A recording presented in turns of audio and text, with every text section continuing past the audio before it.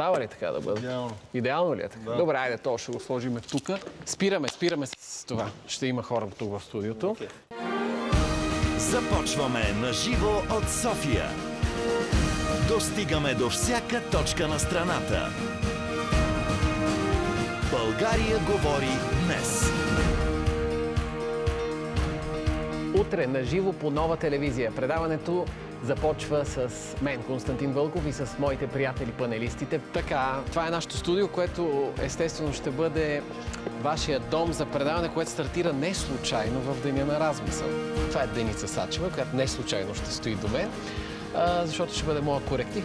Това е Кристина, която аз също бих помогнал за носи.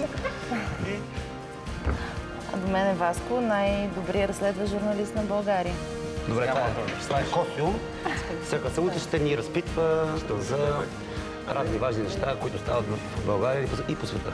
Веднага след това, първото голямо телевизионно интервю на нейно превъзходителство посланика на САЩ в България, Марси Рийс. Иван Костов след нея и на последно място, но не по важност, Камен Донев. Утре директно 9:30 сутрин по Нова телевизия от това прекрасно студио на No Frame Media. България говори. Стартира в Деня за размисъл, не случайно.